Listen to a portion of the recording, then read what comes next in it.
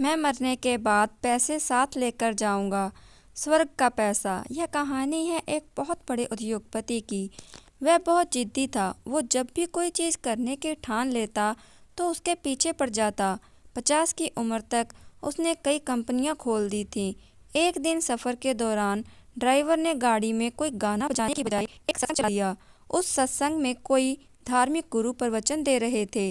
वह कह रहे थे कि आप चाहे जितने हाथ पैर मार लो, आप चाहे कोई भी उपाय कर लो, आप दुनिया में जैसे आए थे वैसे ही जाओगे।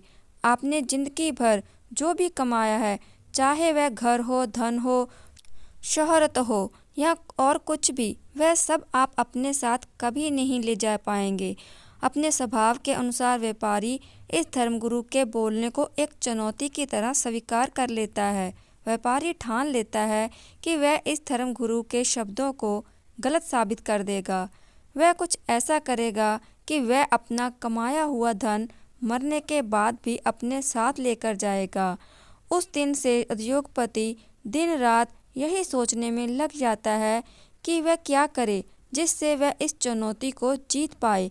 समय बीतता है लेकिन उसे कोई उपाय नहीं मिलता। काफ़ी सोचने के बाद वो तय करता है कि वह अकेला ज़्यादा नहीं सोच पाएगा, इसलिए उन सभी लोगों के दिमाग का इस्तेमाल करना सही होगा जो उसकी कंपनियों में काम करते हैं। एक दिन वह अपने सभी कर्मचारियों को एक जगह इकट्ठा करता है और अनाउंस करता है कि जो भी उसे मरने के बाद पैसा अपने साथ कैसे लेकर जाना है, इसके लिए आइडिया देगा, वह उस व्यक्ति को 1 करोड़ रुपया देगा। उद्योगपति की ऐसी अनाउंसमेंट सुनकर लोग इसे एक मजाक समझते हैं और कई लोग सोचते हैं कि उद्योगपति का दिमाग खराब हो गया है। एक हफ्ता बीत जाने पर भी जब कोई भी उसे कोई आइडिया देने के लिए नहीं आता तो वह फिर से एक बार सभी को इकट्ठा करता है और इस बार आइडिया देने वाले को 5 करोड़ रुपए देने का वादा करता है। अब की बार यह बात उसके कर्मचारियों तक ना सीमित रहकर पूरे शहर में फैल जाती है। अगले दिन एक अनजान आदमी उस उद्योगपति के घर पहुंच जाता है।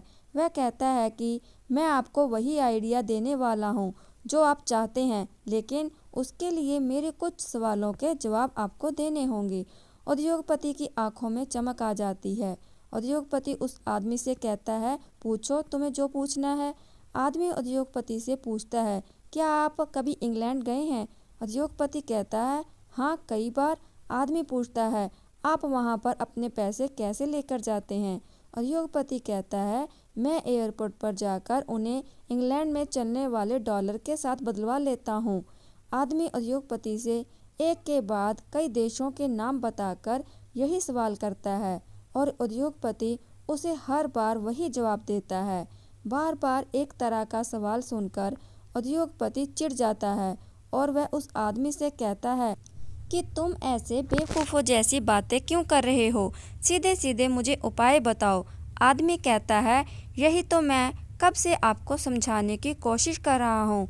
जैसे आप इस देश के पैसे दूसरे देश में इस्तेमाल करने से पहले उस देश के पैसों के साथ एक्सचेंज करवाते हैं, वैसे ही आपको मरने से पहले अपने सारे पैसे स्वर्ग की करेंसी के साथ एक्सचेंज करवाने पड़ेंगे और स्वर्ग की करेंसी है पुण्य।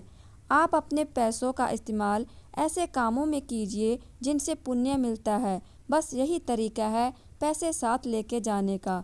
उद्योगपति को उस आदमी की बात समझ आ जाती है। वह उसे उसके हिस्से का इनाम देता है और अपना बाकी का सारा जीवन धर्म और गरीब लोगों का सेवा करने में लगा देता है।